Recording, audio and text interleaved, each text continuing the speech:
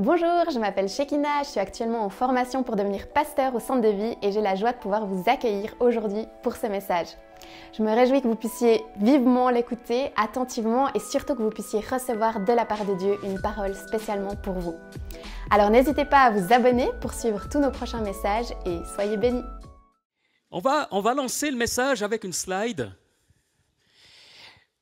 J'aimerais vous parler parce que j'ai prié tout simplement cette semaine et le Seigneur m'a mis à cœur de vous parler du pain, Jésus, le pain de vie. Jésus, le pain de vie. On découvre dans l'évangile de Jean, chapitre 6, tout un enseignement suite à la multiplication des pains, d'un miracle que Jésus accomplit, où il se révèle comme étant un pain vivant. Et en y réfléchissant, le pain, il y a une centaine d'années, on consommait près d'1 kilo de pain par jour, par personne. C'était l'élément principal de la nourriture. Aujourd'hui, on dit qu'on est environ à un demi-kilo, à 500 grammes. Il n'y a aucun aliment qui couvre tous les besoins nutritifs, mais quand même le pain, c'est le meilleur de tous. On trouve dans le pain des vitamines aussi, bien sûr, beaucoup de fibres. Le pain, les pâtes, c'est similaire, c'est ce qu'on appelle le sucre lent, qui pénètre très lentement dans notre sang pour constituer un véritable réservoir de ressources, d'énergie, le sucre lent. Autrefois, en Valais, dans les villages valaisans, on utilisait le four du village 3 fois par année. C'était compliqué de le chauffer et tout ça. Et donc, on avait inventé un pain, le pain de seigle. Vous avez déjà dégusté un pain de seigle? Mais ces pains de seigle, ils peuvent avoir 3 mois, 4 mois, et c'est toujours comestible. C'est très dense, c'est dur, c'est sec. Quand on devait manger ça en tant qu'enfant, on partait en courant. J'ai demandé à Sabrine de m'amener quelques pains ce matin, mais, heureux hasard, j'ai reçu de Sophie un panettone. Elle était au Tessin, un panettone. Et puis, il existe des milliers de pains différents, évidemment. Waouh!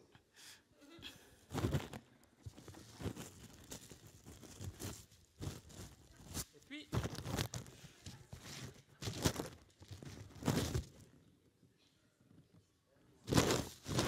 le pain noir, effectivement. Et puis, un pain mi-blanc. Et puis, on a effectivement différents pains.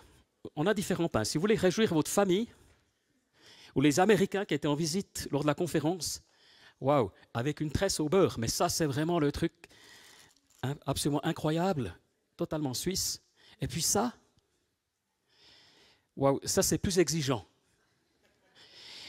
J'ai découvert une chose, c'est que tu choisis ce que tu aimes. À partir du moment où tu as choisi d'aimer une chose, petit à petit, tu vas l'aimer. Très souvent. La plupart du temps, si j'ai à choisir entre les deux, je préfère ça. Mais pas parce que je suis exceptionnellement mature, mais parce que je me suis lassé du pain blanc. J'ai tellement réalisé que le pain blanc avait peu d'éléments nutritifs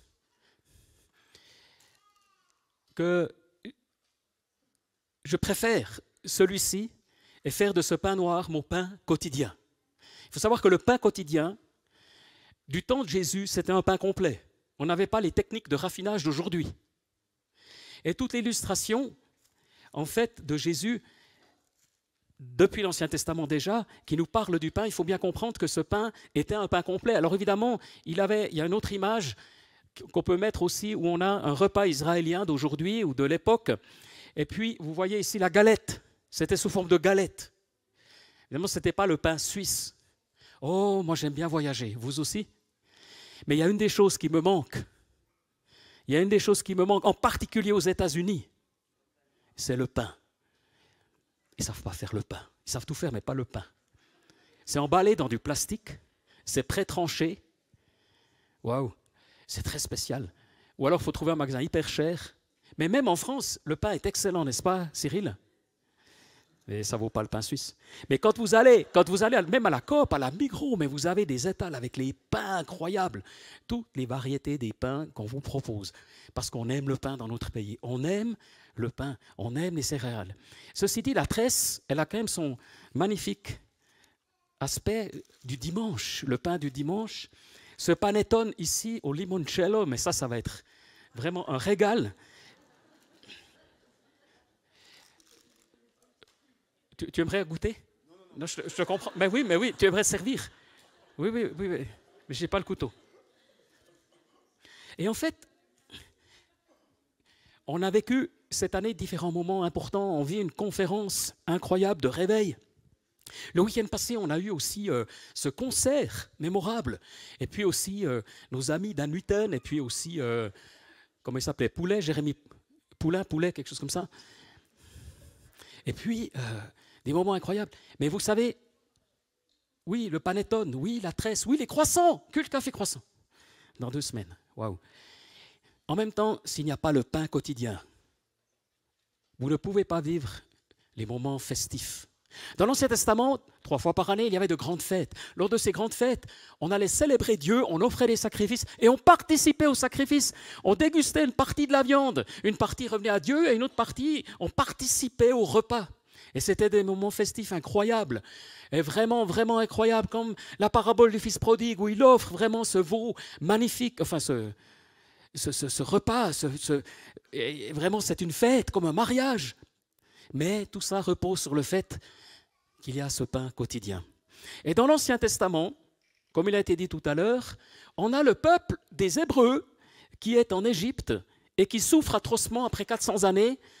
Ils sont rendus à l'esclavage. Et ils crient à Dieu, interviens, interviens, pendant des années. Et Dieu va intervenir à travers Moïse, comme vous connaissez sans doute l'histoire. Et voilà qu'ils vont, suite aux 10 plaies d'Égypte, pouvoir s'échapper miraculeusement de cette terre égyptienne, traverser la mer Rouge et se retrouver de l'autre côté en perspective de la terre promise. Mais voilà que dans Exode 16, on découvre que ces braves Hébreux qui ont été miraculeusement sauvés et délivrés vont commencer à râler, à murmurer, à critiquer, à se plaindre. Parce qu'ils ont faim. Parce qu'ils ont faim. Et ils disent, mais Moïse, Aaron, c'est pas juste. Quand on était en Égypte, il y avait de grandes marmites avec une viande succulente. On avait de quoi manger. Pourquoi ne sommes-nous pas morts en Égypte, mais au moins en mangeant? On allait mourir, mais au moins on mangeait. Ici, on va mourir, mais sans manger. Waouh, quelle perspective d'avenir. Quel projet d'avenir. La nostalgie du passé. La nostalgie du passé, et qui plus est, embellie, parce que ce n'était pas la réalité. Et là, Moïse, on va lire le passage, va leur expliquer ce qui va se passer. Le soir suivant, des cailles qui couvrirent le camp, et le matin, il y eut une couche de rosée autour du camp. Une fois cette rosée dissipée, il y avait à la surface du désert quelque chose de petit comme des grains, quelque chose de fin comme la gelée blanche sur la terre. Et là, les Israélites regardent se dire l'un à l'autre, mais c'est quoi? Manou, man. On va appeler ça la faim. C'est le pain que l'Éternel vous donne, dit Moïse, pour nourriture. Voici ce que l'Éternel a ordonné. Que chacun de vous en ramasse ce qu'il faut pour sa nourriture, une mesure de 2 litres par personne, suivant le nombre que vous êtes. Chacun en prendra pour ceux qui sont dans sa tente. On a donc un miracle qui va se produire jour après jour. On a quelque chose de particulier qu'on va appeler la manne. Et c'est vraiment cette nourriture que Dieu leur donne. Un voyageur, Joseph Benjamin, il écrit dans un livre qu'il a publié au XIXe siècle. Il était en Irak. Il a voyagé en Orient. Et ce voyageur déclare qu'en Irak, on a la manne qui tombe en été avec la rosée, sous la forme de petits grains durs au toucher et d'un jaune blanchâtre. Dès l'aube du jour, les paysans vont la recueillir à la main, la placent dans des vases et l'exposent au soleil. La chaleur la fait fondre, donc cette pâte, enfin ces grains, enfin tout ce qu'ils ont récolté, produit une pâte dure et unie comme du fromage. On la mange alors avec du pain et elle sert d'ordinaire au déjeuner. Et donc, ce phénomène a continué d'exister. Alors pas miraculeusement, mais certainement qu'il y avait aussi un aspect naturel dans ce que Dieu est en train de leur donner. Et Jésus va s'inspirer de cet exemple Et il va dire dans Jean 6, alors que les Hébreux, enfin les Juifs plutôt, l'interpellent et lui disent, oui, mais le pain, Dieu l'a donné, a donné la manne à Moïse et à nos ancêtres. Mais Jésus déclare, je suis le pain qui donne la vie, c'est moi. Dans le désert, vos ancêtres ont mangé la manne et ils sont morts. Mais si quelqu'un mange le pain descendu du ciel, ne mourra pas. Le pain vivant qui est descendu du ciel, c'est moi. Celui qui mange de ce pain vivra pour toujours. Et le pain que je donnerai, c'est mon corps, je le donne pour la vie du monde. Et en quelques phrases, on a tout l'évangile, toute la bonne nouvelle. Et toute la bonne nouvelle du salut est résumée dans l'image du pain. Dans l'image du pain. Dans l'image de ce pain quotidien, on retrouve ça dans le Notre Père. Donne-nous notre pain de ce jour, Seigneur. Matthieu déclare aussi que faire la volonté de Dieu, c'est une nourriture, c'est un pain. Mais ici, c'est surtout l'idée de la vie, du pain de vie, du pain de vie. Et j'ai besoin de ce pain de vie. Et Jésus va même jusqu'à déclarer, mais celui qui a mangé de ce pain n'aura plus jamais faim. Et moi, j'ai fait cette expérience. J'ai fait cette expérience qu'en découvrant Christ, véritablement, je n'ai plus eu faim après. J'ai plus eu envie d'autre chose. J'ai eu plein de défis, plein de moments difficiles, beaucoup de joie, beaucoup d'exaucement, des épreuves aussi. Mais fondamentalement, rien d'autre ne m'a attiré que le Seigneur. Et je sais qu'ici, des centaines ont fait cette expérience. Vous n'avez pas envie, quand vous avez découvert ce pain de vie, mais vous n'êtes pas attiré par un mouvement sectaire. Vous n'êtes pas attiré par une autre religion. Parce que c'est tellement nourrissant, vous n'avez pas tout compris, mais il y a une sorte de contentement qui est là et qui va durer jusque dans l'éternité. J'espère que vous avez fait cette expérience. C'est pour ça que quand Jésus dit ça, mais je me dis, mais ça correspond tellement à mon expérience. Quand il dit aussi, vous n'aurez plus soif. Quand il dit à la Samaritaine, tu n'auras plus soif si tu bois de cette eau vive. C'est mon expérience aussi. Alors, je ne dis pas qu'il n'y a pas des moments de frustration, je ne dis pas qu'il n'y a pas des moments de déception, on a tous des moments, mais bien sûr, mais il y a comme au fond de nous-mêmes un vide qui n'est plus là. Et si tu as découvert Jésus, tu as découvert ce pain. Et ce pain, il est quotidien parce que tu vas te nourrir quotidiennement. Et le secret, c'est que tu vas en manger tous les jours. D'où la nécessité d'avoir un pain de qualité.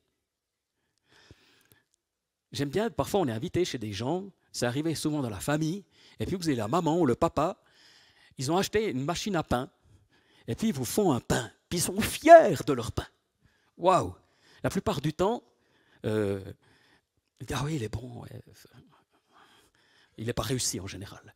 Il est compact, la croûte, elle n'est pas croustillante, il est trop salé ou trop peu. Ce n'est pas si simple de faire un bon pain, de s'improviser boulanger. Mais bon, vous êtes poli et puis vous dégustez, vous faites une expérience. Mais ce n'est pas si simple de faire un pain de qualité. Et le pain de ce jour, le pain que Dieu nous donne, c'est cette nourriture spirituelle qui va faire de toi ce que tu seras demain. Le pain quotidien, la nourriture quotidienne que tu manges et hebdomadaire va faire ce que tu seras demain, dans une année, dans 3 ans, dans 5 ans. La façon dont tu te nourris aujourd'hui va déterminer qui tu seras demain. Et c'est pour ça que j'aimerais insister là-dessus, de manger cette manne quotidienne, ce pain quotidien, ce pain vivant, ce pain de la vie, n'est-ce pas? Ce pain vivant, parce que tu manges ce pain, tu es associé à Christ. C'est pour ça que Jésus pourra dire, mangez ce pain, buvez mon sang, et tu t'associes. On a un autre passage, cette fois-ci dans l'Épître aux Corinthiens. Tout d'abord, j'apprends... Est-ce qu'il n'y avait pas encore un autre? Bon, non, c'est bien. Non, continue, merci, merci Antoine. Ainsi donc, lorsque vous vous réunissez, ce n'est pas pour prendre part au repas du Seigneur, car dès que vous vous mettez à table, chacun s'empresse de prendre son propre repas, de sorte que l'un a faim, alors que l'autre est ivre.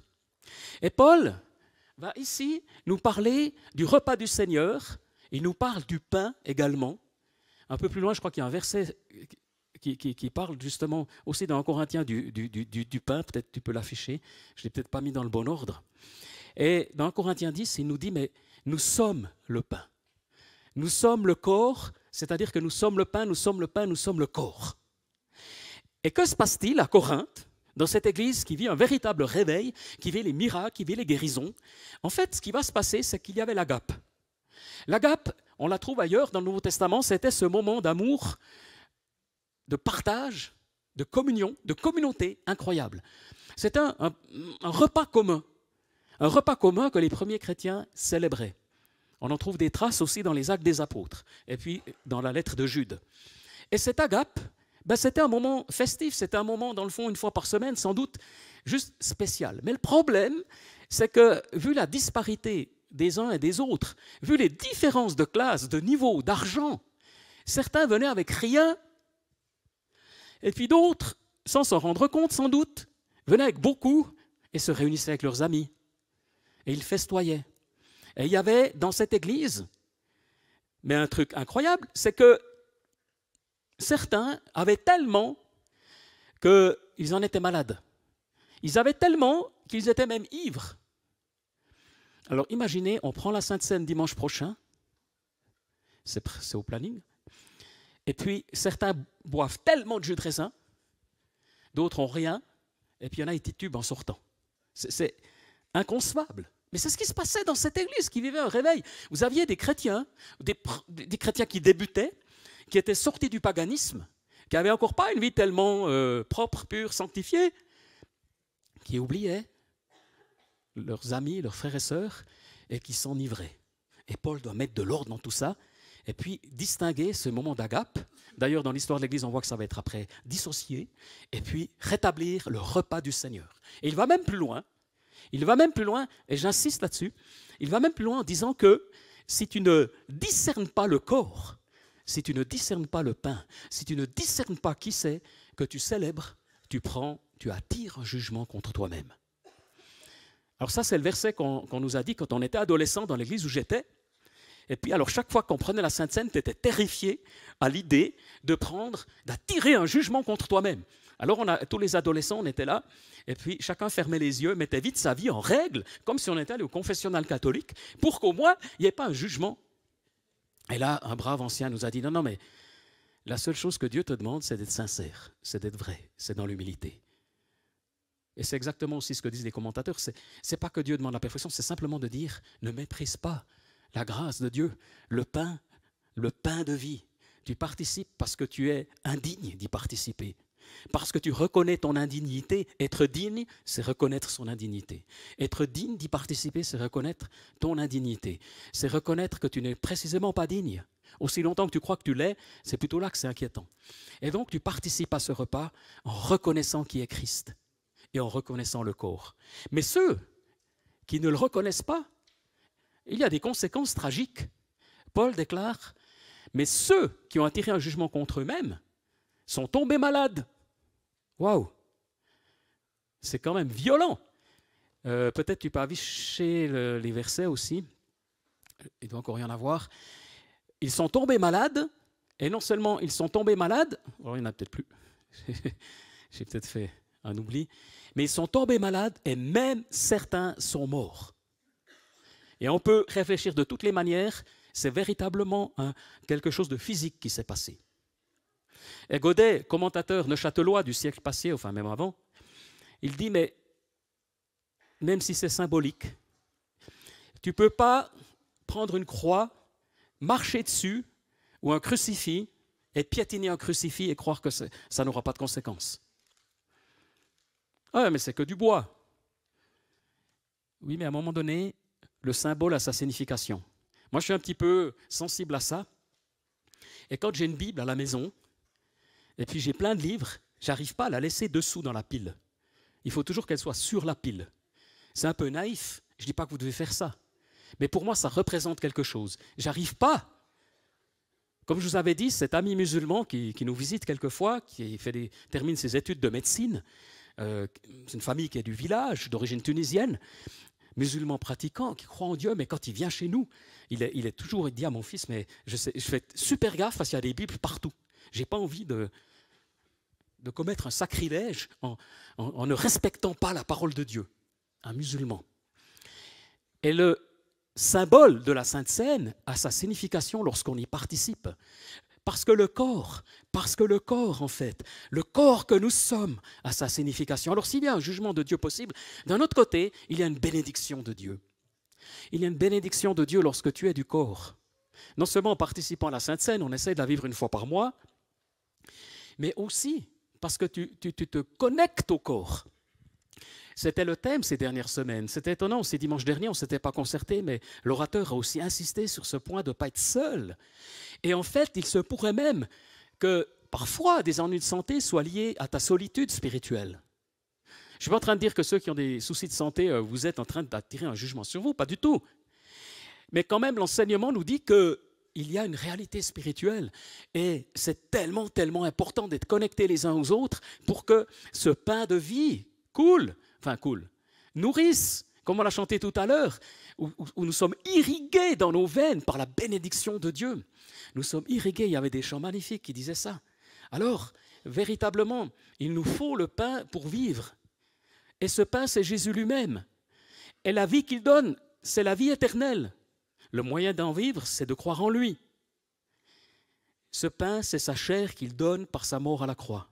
Et recevoir ce pain, c'est aussi mourir avec lui et renaître avec lui, ressusciter avec lui.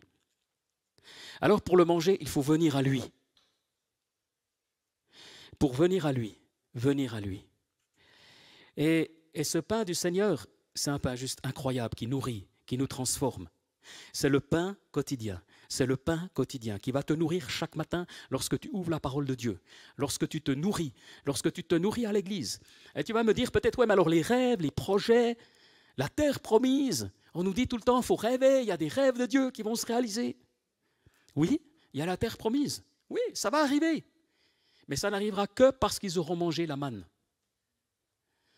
Ça n'arrivera que parce qu'ils ont été nourris par ce repas répétitif. Waouh! Mais il y a quand même une chose. Quand tu as faim, tu ne t'ennuies pas de manger du pain, du fromage tous les jours. Moi, je pourrais manger ça toute ma vie. Ça me va. Tout le reste, c'est un plus. Tout le reste, c'est un cadeau.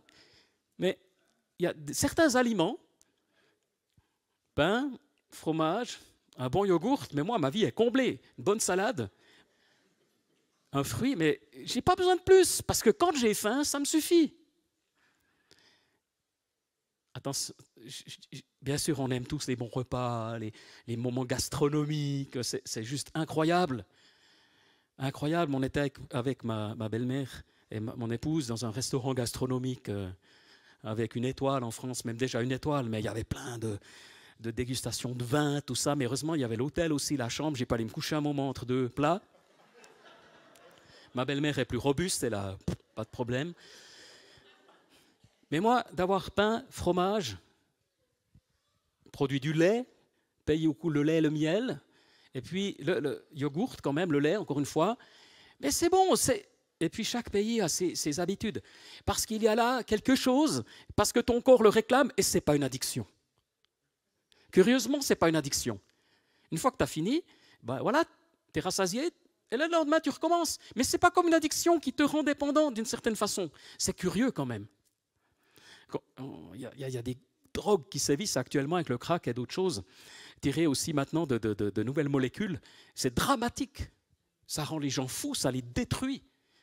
Des dépendances, mais effroyables, qui dominent, qui détruisent. Mais le pain quotidien, c'est juste une nourriture qui va te fortifier juste ce qu'il faut jour après jour. À chaque jour suffit sa peine. Tu ne peux pas faire beaucoup de réserves. Alors les Hébreux étaient malins, ils se sont dit on va en prendre plus que 2 litres. Ils ont pris plus que 2 litres, ils en avaient trop. Le lendemain, c'était pourrissant, il y avait des vers. C'était dégueulasse. C'était immangeable. C'était horrible. Et Moïse était fâché. Je vous avais dit de garder que pour une journée. Sauf le sabbat qui était respecté. Et là, ils avaient la double quantité, le droit de prendre une double ration. C'est vraiment un texte fabuleux. Mais c'est pour dire encore une fois, tu vas construire ton avenir sur des bases simples, sur une vie quotidienne avec Dieu. Et c'est là que les moments de réveil vont survenir comme une grâce, une faveur de Dieu. Les moments festifs, les moments de noces, les moments d'alliance, les moments de gloire, Dieu va les donner aussi. Mais tu ne peux pas t'attendre à vivre tous les jours, comment dire, d'émotion en émotion. Tu peux pas t'attendre à des émotions fortes constamment. Tu ne peux pas t'attendre chaque dimanche à avoir le plus grand orateur du monde, une fois de plus, ou d'avoir la louange la plus exceptionnelle avec 5 nouveaux chants que tout le monde sait déjà par cœur. Tu ne peux pas t'attendre à voir dans quelque église du monde une variété absolue. Ça n'existe pas. À un moment donné, dans la vie spirituelle, il y a toujours une part d'habitude. Waouh, c'est horrible ce mot. Moi, je déteste l'idée d'habitude. Je ne suis pas fait pour les habitudes. Je m'ennuie avec les habitudes. Mais Dieu m'a appris aussi à avoir de saines habitudes. Il y a de saines habitudes qui nous permettent, Jésus, à son habitude, se rendait à la synagogue. À un moment donné, il y a de saines habitudes que Dieu va utiliser pour nous faire grandir avec lui et croître avec lui, ce pain de ce jour, ce pain quotidien. Et ce pain quotidien, pour terminer, c'est tout simplement ce pain qui représente le corps également. Et nous ne sommes pas isolés, nous sommes un pain ensemble. Nous sommes un pain ensemble. Et nous bâtissons ensemble un corps, un pain nourrissant pour le monde, à l'image de Jésus.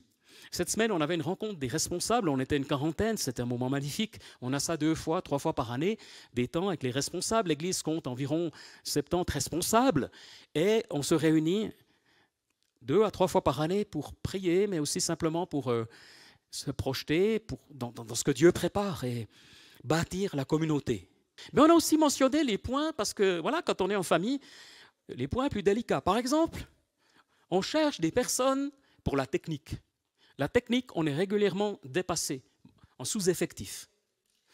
On l'a déjà eu dit, mais si tu as des dispositions, adresse-toi à Cyril Weiner, ou il y a Antoine qui est là, il y a aussi Joey qui est là, et d'autres. On a Kevin aussi, on a besoin de renforts dans le domaine de la technique. La Sainte Seine, on essaie de la vivre 1 fois par mois, mais c'est tout bête, mais il nous manque des gens. Ce n'est pas que nous, on a choisi de mettre plus d'énergie ici ou ailleurs, c'est parfois, simplement, il manque. Et peut-être Rachel, qui lidait la louange aujourd'hui, vous pourrez l'admirer tout à l'heure, et elle est responsable de la Sainte Seine. Adressez-vous à elle. Si quelques personnes en plus venaient aider, ça veut dire environ venir 3/4 d'heure avant. 1 fois tous les 2 mois, vous préparez la Sainte Seine. Vous n'avez pas besoin de confectionner le pain vous-même. On vous dit où aller l'acquérir. Ce qui est un peu long, c'est de remplir les petits gobelets. Les petits gobelets, ça c'est long. C'est pour ça que c'est long. Puis après, je crois qu'on les détruit, donc il n'y a même pas besoin de les détruire. Et donc, la Sainte Seine, on aimerait la vivre plus souvent, mais il nous faut des ressources.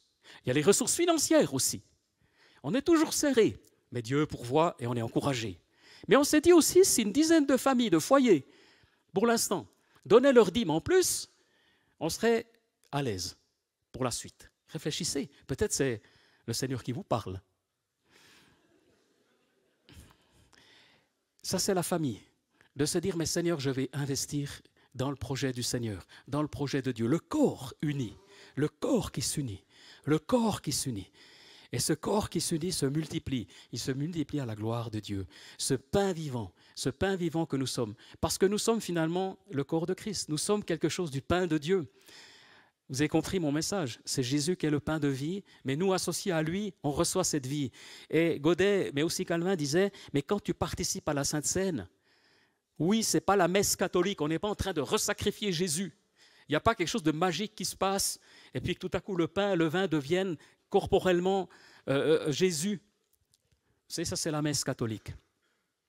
Mais par contre, quand tu participes au repas du Seigneur, il y a la présence de Dieu. Tu communiques avec la présence de Dieu. Il y a une présence de Dieu particulière. C'est pour ça qu'on aimerait vivre la Sainte Seine. C'est pour ça qu'on encourage aussi à la vivre dans les groupes Connect.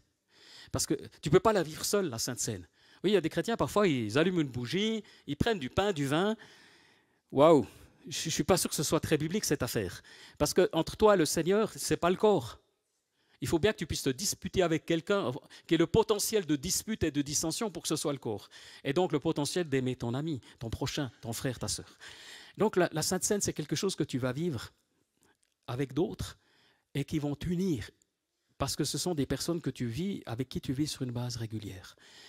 Dans un groupe Connect, par exemple, peut-être une fois avec des amis, parce que les rencontres en vacances, ils connaissent le Seigneur, et puis aussi ici. Et on veut vivre ce temps du Seigneur, ce temps avec le Seigneur à sa gloire. Alors merci Jésus parce que tu es là. Merci parce que tu es le pain vivant, le pain descendu du ciel, la nourriture. Et quand tu as dit que nous étions appelés à te manger, à boire ton sang, personne n'a compris. Et même moi, encore aujourd'hui, je ne comprends pas tout l'essence, toute la dimension de ce que tu as fait pour moi. Mais je veux me nourrir de ce pain-là, de ce pain de vie, de ce pain des actions justes. S'il y a une personne ce matin qui était là, qui ne connaît pas encore Jésus personnellement, si tu ne connais pas Jésus comme ton sauveur, si tu n'as pas le sentiment que tu as été rassasié en toi, je ne sais pas comment expliquer plus, mais si tu n'es pas persuadé d'être un enfant de Dieu, j'aimerais prier avec toi, alors qu'on a les yeux fermés. Je t'invite à lever ta main là où tu es, si tu veux faire cette prière. Et j'aimerais prier avec toi, on fait ça dimanche après dimanche. Si tu as besoin d'être un enfant de Dieu, d'être sûr de l'être, d'être sûr d'être au bénéfice de ce pain vivant. Oui. Est-ce qu'il y a quelqu'un d'autre? Seigneur, je te remercie pour cette personne qui a levé sa main. Et je te prie que maintenant tu deviennes pour lui ce pain nourrissant, cette vie nouvelle. Viens, Seigneur Jésus, Dieu de grâce, Dieu d'amour, toi qui as donné ta vie pour nous, toi qui es mort en jugement pour nous, pour que nous ne soyons pas jugés. Viens maintenant. Et viens renouveler la saveur de ta parole quotidiennement. Viens nous donner faim et soif de vie de toi. Renouvelle ma faim de ta parole, Seigneur. Renouvelle ma faim d'être avec toi tous les jours. Renouvelle-moi.